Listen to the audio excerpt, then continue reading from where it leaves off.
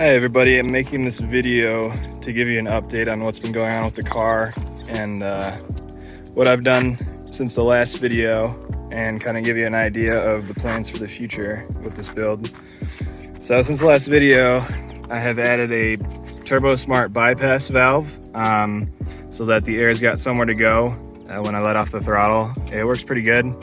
I have that recirculated post throttle body back into the supercharger, and on superchargers that really helps to keep the intake air temps down and keeps the supercharger cooler because it doesn't have all that pressure built up between the compressor and the intake.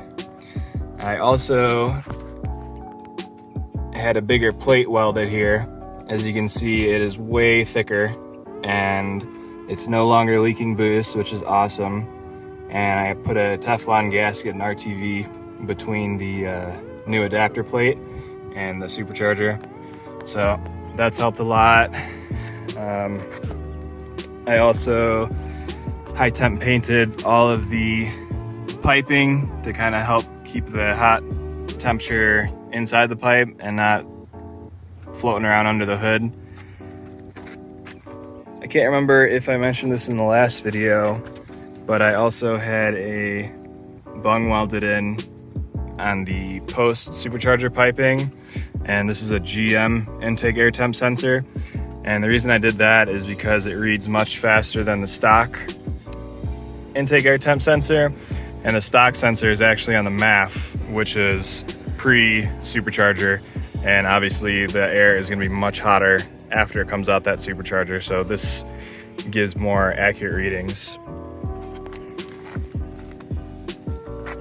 Cosmetic wise, I took off the thicker reinforcement plates under the, or rather on top of the front struts, and that lowered it about 8 millimeters. And the reason I did that is because I had these KWs put in, and these are the KW V1 springs, which I got for super cheap, and I put those in because it has an adjustable spring perch, which is awesome. And since this car is gutted in the rear, the eye box were sitting much higher in the rear than the front, so now I have a nice level lower on the entire car.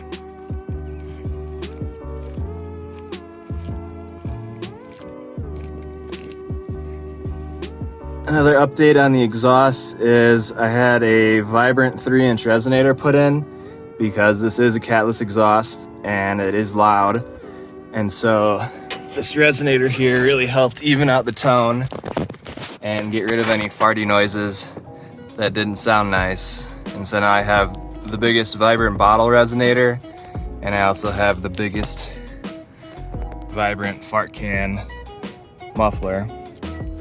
And I don't think I showed this in the last video, but this is the diff brace, which I got from V Wettish or VW Etish, however you want to say his name. If you look up VW Etish, he sells these and they look way beefier than any other option I've seen.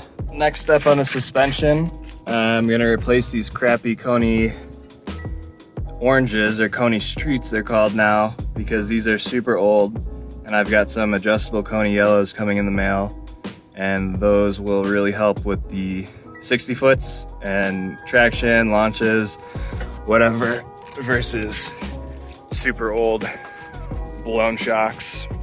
I painted these 328 brake calipers a candy apple red.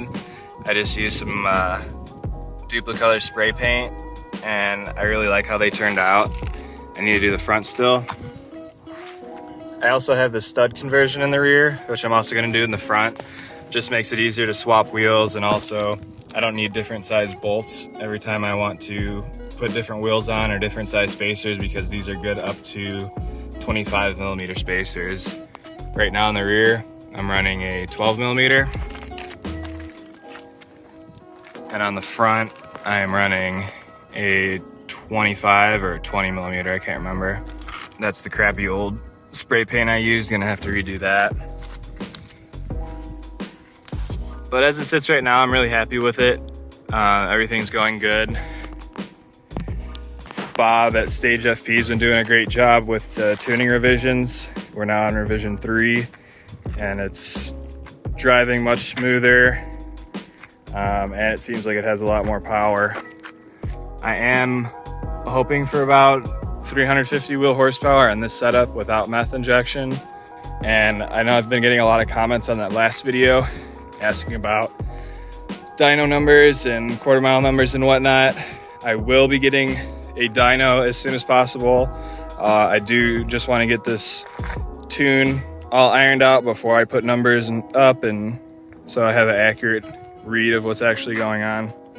A couple things I forgot to mention. I do have a wide body kit coming in. It's not a super expensive one, it's a budget one, of course, so I'm gonna see how that looks. And I also am looking into getting some new wheels, or rather I am getting new wheels, I just need to find them.